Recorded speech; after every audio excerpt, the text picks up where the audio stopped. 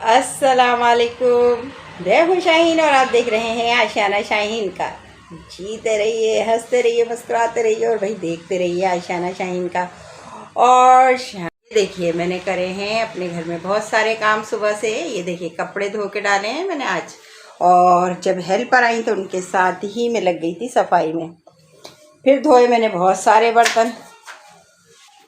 उसके बाद मैंने जो है शाम के खाने की तैयारी। शाम के खाने की हूँ आपसे बातें करने। मैंने सोचा सारे काम हो गए हैं तो अब क्यों ना कर ली जाए अपने यूट्यूब फैमिली से बहुत सारी बातें।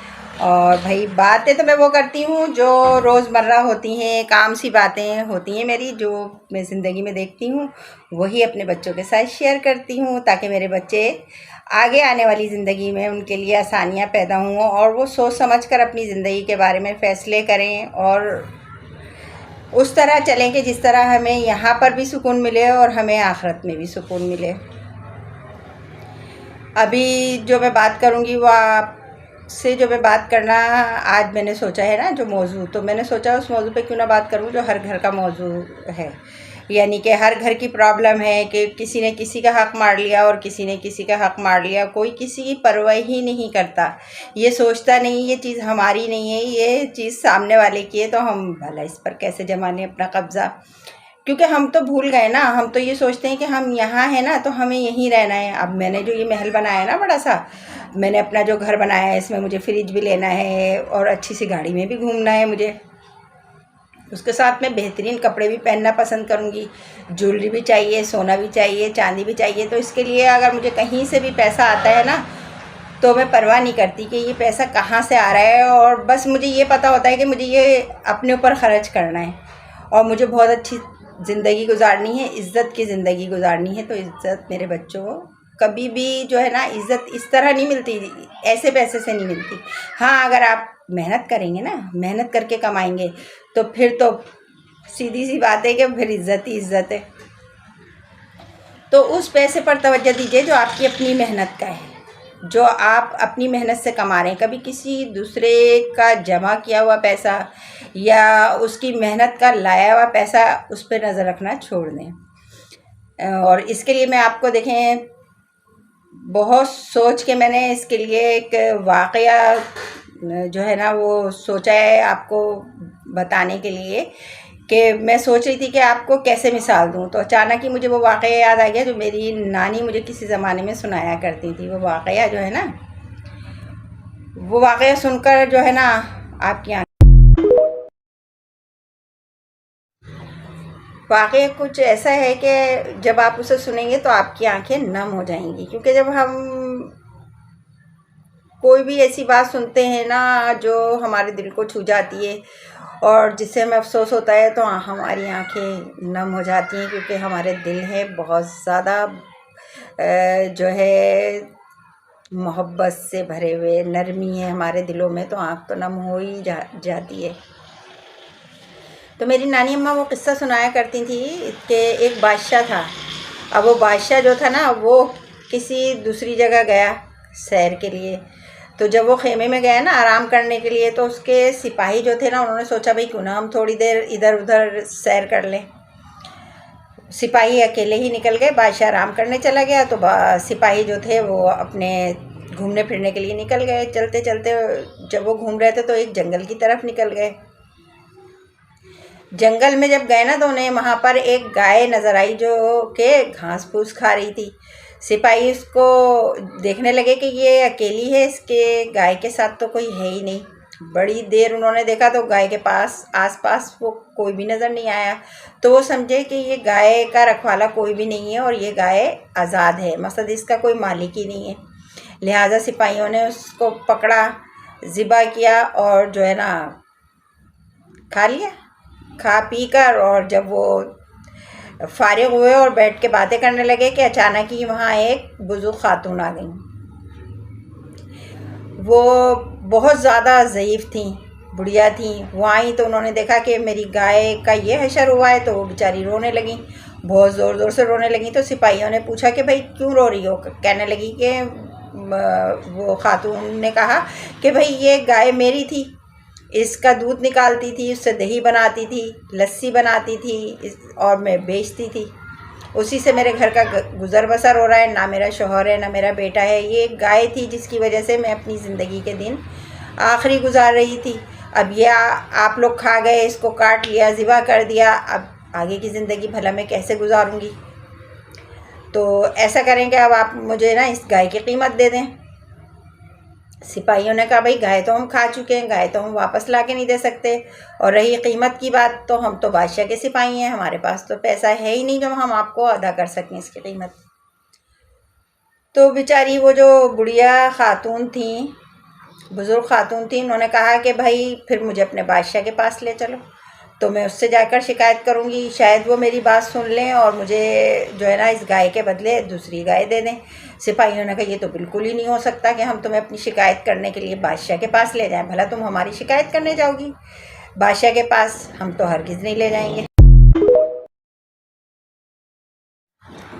और ख़बरदार जो तुमने बादशाह की तरफ रुख किया, हरगिज़ बादशाह से हमारी शिकायत नहीं करना। चलो जाओ यहाँ से। और बादशाह तक पहुँचने के लिए तुम्हें बहुत हमारी मदद की ज़रूरत होगी। जब तुम आओगी ना बादशाह तक जाने के लिए, बादशाह तक शिकायत पहुँचाने के लिए, तो हम तुम्हें बादशाह तक क्यों पहुँचने देंगे? जाओ यहाँ से और आइंदा जो है ना किसी से हमारी शिकायत नहीं करना। हमें क्या पता वो गाय तुम्हारी थी, हम तो समझे कि वो गाय लावारिस है, इसलिए हम उसे खा गए। अब हमारे पास कोई पाए पैसा नहीं है, जाओ और सब्र करो। लेकिन जिसकी चीज़ जाती है ना उसको बड़ी तकलीफ़ होती है। सामने वाला तो कह देता है खा पी के, हज़म करके, कब्ज़ा करके कि जाओ सब्र करो, लेकिन सब्र ऐसे थोड़ी आता है जिसकी चीज़ होती है। और वो बेचारी बुज़ुर्ग खातून, वो बुढ़िया खातून जो कि उनका दारोमदार ही उस गाय पे था, वो उसका दूध भी बेचती थी और दूध से दही जमाती थी, वो भी बेचती थी, फिर उसकी लस्सी बनाती थी, वो भी बेचती थी। इस तरह वो अपना गुजर बसर कर रही थी। वो बेचारी पूरी रात घर जाकर रोती रहीं। फिर जब सुबह हुई ना तो वो बहुत उदास थी। तो जो वहाँ के लोग थे उन्होंने देखा कि ये इन बुज़ुर्ग खातून को क्या हुआ है, ये क्यों इस बुरी तरह रो रही हैं। तो उनके पड़ोस में कोई रहता था, उसने पूछा कि आप जो हैं इस तरह रो रही हैं, क्या हुआ? तो जो वो थी खातून, उन्होंने तमाम वाक़या उसको सुना दिया अपने पड़ोसी को कि भाई इस तरह मेरी गाय थी और अब मेरा तो कोई साथ देने वाला नहीं है, कोई मुझे खाना देने वाला नहीं है, मैं किस तरह गुजर बसर करूँगी? मेरी गाय तो काट के खा गए बादशाह के सिपाही। तो वो जो शख्स था उसने कहा देखो कल जो है ना, कल बादशाह हमारे यहाँ से जा रहा है, तो रास्ते में तुम्हें पता है ना वो पुल पड़ता है, उस पुल से वो गुजरेगा तो दूसरी तरफ जाएगा। तुम ऐसा करो कि उस पुल पे जाके बैठ जाओ और जब बादशाह वहाँ से गुजरे तो बादशाह से सिपाहियों की शिकायत कर देना, क्योंकि वैसे तुम गई अगर बादशाह तक तो वो सिपाही तुम्हें हरगिज़ बादशाह से मिलने नहीं देंगे। अब वो बुढ़िया तो उसी वक्त जल्दी पुल की तरफ बेचारी रोती पीटती परेशान हाल पुल के ऊपर गई और उस रास्ते पे बैठ गई जहाँ से उसे पता था कि इस पुल से गुजरे बगैर जो है ना बादशाह अपने जो है मुल्क वापस नहीं जा सकता। जब पूरी रात बेचारी वहाँ बैठी रही, सुबह हुई तो बादशाह उस पुल पे से गुजरा। वो जो थी ना बुढ़िया दौड़ कर आई और जल्दी से आके ना बादशाह जिस घोड़े पे था उसकी रस्सी पकड़ ली। बादशाह ने कहा क्या बदतमीज़ी है, तुम क्या कर रही हो और यहाँ तुम्हारा क्या काम है?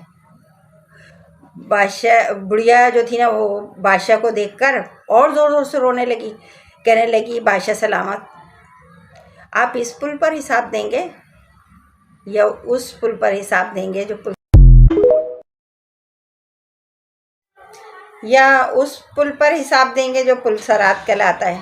बस इतना जो बादशाह के कानों में बात गई ना तो वो बेचारा परेशान हो गया, जल्दी से घोड़े पे से कूदा और बुढ़िया के पास आकर खड़ा हो गया और कहा कि क्या हुआ, तुम कहना क्या चाहती हो?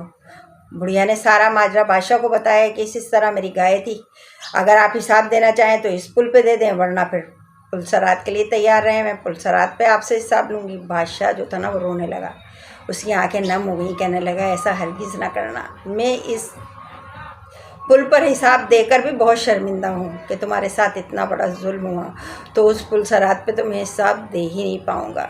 फिर उसने अपने सिपाहियों को हुक्म दिया कि इस बुढ़िया को ये जो एक गाय है ना, इसके 10 गाय के बदले के पैसे दे दो, ताकि ये एक गाय नहीं 10 गाय खरीद सके। अरे खौफ खुदा तो वो चीज़ होती है कि बंदा फिर उस चीज़ की परवाह नहीं करता कि मैंने तो इतना सा लिया है, तो इसमें से मैं आधा दे दूँ, चौथाई दे दूँ, हो नुक्ता दे दूँ। वो तो जो चीज़ है वो भी देता है, और अपने पास से जो अल्लाह ताला ने उसको बहुत नवाजा होता है ना, उससे भी सामने वाले को देता है। अल्लाह ताला ने बादशाह को, वज़ीर को, बड़े आदमी को, अमीर आदमी को, बहुत से लोगों को ऐसा नवाजा होता है कि हम एक के बदले 10 रुपये दे सकते हैं, लेकिन हम तो एक के बदले 12 आने देना नहीं चाहते, 8 आने देना नहीं चाहते, 4 आने देना नहीं चाहते। तो क्या उस पुल सरात पे आप दे सकते हैं? अगर उस पुल सरात पे आप दे सकते हैं तो ज़रूर मारिए हक लोगों का।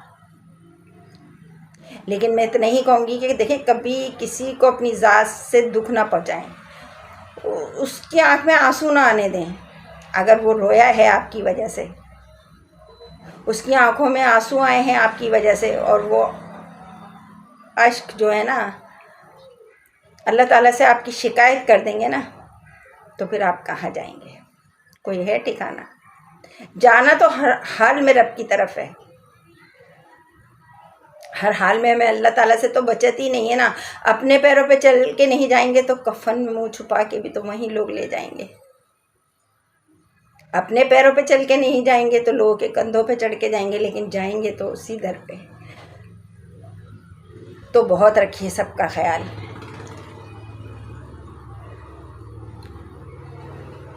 मेरे ख्याल में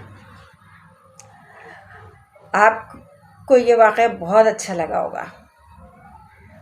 अगर आपको बादशाह और उस बुढ़िया की कहानी पसंद आई है ना, तो फिर आप कर दीजिएगा मेरे चैनल को सब्सक्राइब। मेरे ख्याल में आज के लिए इतना ही काफ़ी है। अल्लाह हाफिज़।